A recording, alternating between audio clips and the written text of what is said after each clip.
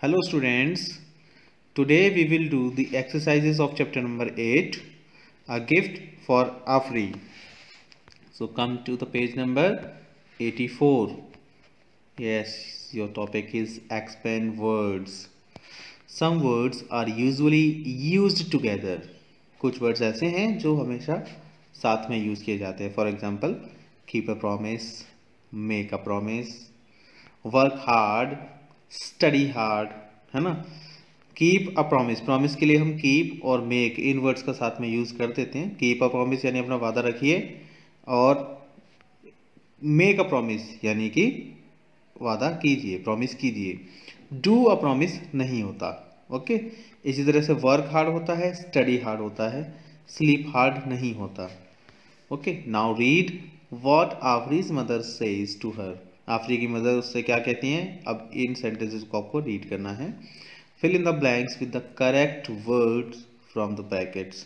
देखिए ब्रैकेट्स में आपको टू वर्ड्स दिए हैं हर सेंटेंस के बाद. आपको करेक्ट वर्ड चूज करके इन ब्लैंक्स में फिल करना है. देखिए फर्स्ट सेंटेंस हम रीड करते हैं. Afri get up quickly and dash a bath. नहाने के लिए हम क्या लगाते हैं, हैव का यूज करते हैं, have a bath. Okay. Quick, eat your breakfast. Then you have to hold the bus या catch the bus. क्या होना चाहिए, बस को हम ग्रैब करते हैं यानी कैच. बस के लिए लगाएंगे catch the bus. Okay. It's cold, wear your jacket or you will catch a cold. Keep a cold नहीं होगा. ओके. यहाँ आपको कैच यूज करना है. सर्दी जुकाम हो जाएगा उससे, यानी सर्दी आपको पकड़ लेगी, सर्दी हो जाएगी, उसके लिए कैच अ कोल्ड यूज करते हैं. You are back, did you dash fun in school. तो यहाँ क्या यूज करेंगे, did you do fun in school या did you have fun in school. Yes, have. यहाँ हम हैव यूज करेंगे. Did you have fun in school. Okay. Will you dash your homework on your own. आप अपना homework खुद से करते हो तो डू यूज करेंगे आप. Will you do your homework on your own. क्या आप अपना होमवर्क खुद करेंगे. Okay.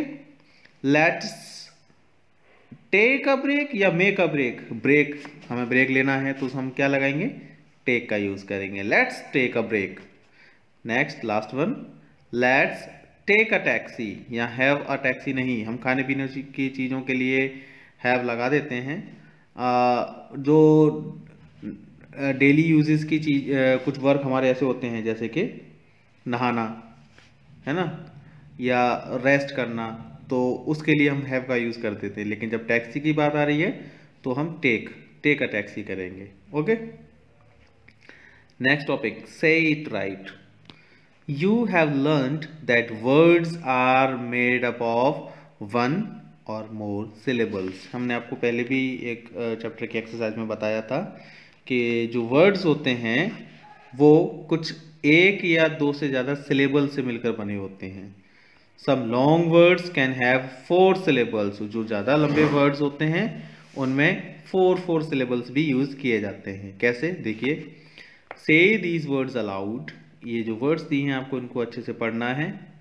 Find out the number of syllables in each word. Her word के अंदर कितने कितने सिलेबल्स हैं वो आपको फाइंड करने हैं. राइट ओ या ये 3 times O or 4 times O next to each word. अगर किसी वर्ड में एक सिलेबल यूज किया गया है तो ये आपको एक ओ यानी एक छोटा सा सर्कल बनाना है. 2 सिलेबल्स यूज किए गए हैं तो 2, 3 के लिए 3 एंड 4 के लिए 4.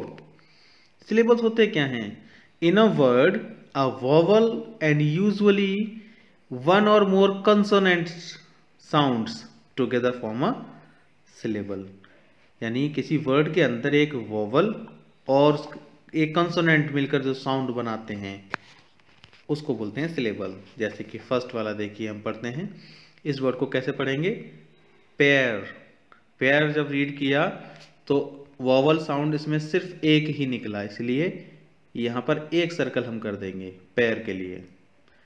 इसको पढ़िए, देखिए इसको पढ़ेंगे हम स्केट. स्केट एक ही वोवल निकला तो यहाँ पर भी आपको एक सर्कल बनाना है सेकंड वाले के लिए. Next rapidly, rapidly. अब देखिए 3 साउंड्स आ रहे हैं यहाँ पर, 3 वॉवल साउंड निकल रहे हैं, रैपिडली, रैपिडली। तो आपको यहाँ पर 3 सर्कल इस तरह से ड्रॉ करने हैं। देखिए लास्ट में हम एक बता देते हैं, कॉन्फिडेंटली, कॉन्फिडेंटली, यहाँ 4 सिलेबल्स यूज किए गए हैं, तो आप इसके सामने 4 सर्कल्स बना देंगे। ओके, तो किड्स आपको ये एक्सरसाइज रीड करनी है yourself and do these remaining words. Come to the next point, time to refer. Look at the pairs of guide words in column A। देखिए कॉलम A है, यहाँ कुछ वर्ड्स दिए गए हैं आपको।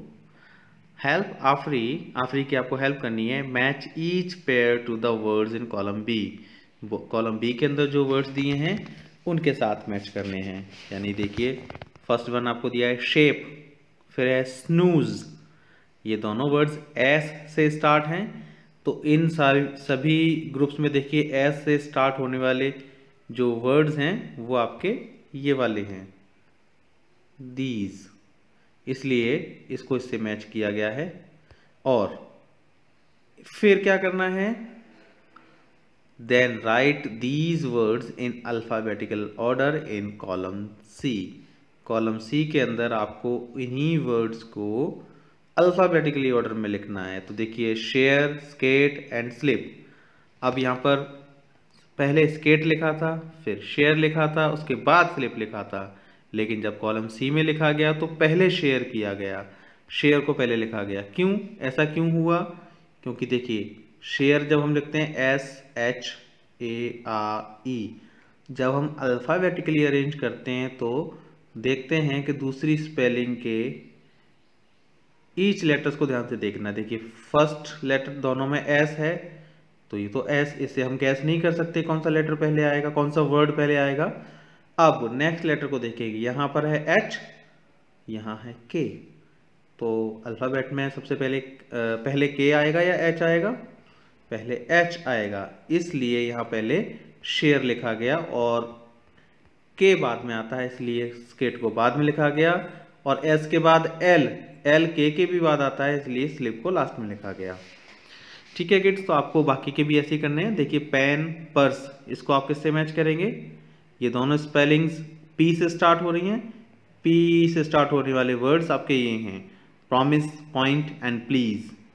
आपको इनको भी इसके सामने वाले इस कॉलम में अल्फाबेटिकली ऑर्डर से अरेंज करते हुए लिखना है। Okay, come to the grammar point. This is the grammar. Topic is adverbs. Read this sentence. Afri saw Andrew going quickly up and down the lane on his skate. तो देखिए यहाँ जो words use किया गया है, quickly tells us more about the verb going. जो quickly word है ये हमें बता रहा है किसी word के बारे में, कुछ और बता रहा है। किस word के बारे में? गोइंग के बारे में। तो गोइंग कैसा वर्ड है? एक वर्ब है, और वर्ब के बारे में कोई अगर वर्ड हमें कुछ और बताता है तो उसको हम बोलते हैं adverb. It is an adverb. Okay, an adverb is a word that describes a verb. Adverb एक ऐसा वर्ड होता है जो किसी वर्ब को डिस्क्राइब करता है, उसके बारे में कुछ और हमें बताता है। It usually ends in ly। अक्सर करके इन वर्ड्स के पीछे ly लगा होता है, जैसे quickly, slowly, beautifully. Okay, but don't forget all words ending in ly are not adverbs. ऐसा नहीं है कि हर वर्ड जिनके पीछे ly लगा है वो एडवर्ब्स हों, है ना। तो आपको अच्छे से पहचानना है। पहचानेंगे कैसे? आपको वर्ड्स में ये देखना है कि ये वर्ड जो एडवर्ब की तरह यूज किए गए हैं, किसी वर्ब के बारे में डिस्क्राइब कर रहे हैं तभी वो एडवर्ब है, अदरवाइज नहीं है। Let's look at some more examples. देखिए Afri patiently waited to see Andrew came out to skate. तो देखिए पेशेंसली क्या किया? आफरी ने वेट किया, इंतजार किया काफी, है ना। पेशेंसली किया यानी वर्ब कैसी हुई? इस तरह से। वेटेड के बारे में बताया इस वर्ड ने कुछ और, तो दिस इज एडवर्ब। ऐसे ही she excitedly open the box, उसने बॉक्स को ओपन किया, किस तरह से किया, एक्साइटेडली, एक्साइटमेंट के साथ। तो इन दोनों सेंटेंसेस में पेशेंसली एंड एक्साइटेडली ये आपके एडवर्ब्स हैं। Now read the exercise, underline the adverbs and circle the verbs that they describe, one has been done for you. यहाँ आपको जो भी एडवर्ब्स हैं उनको अंडरलाइन करना है और वर्ब्स को सर्कल करना है। तो देखिए आपको करके बताते हैं। Yes, this is the exercise.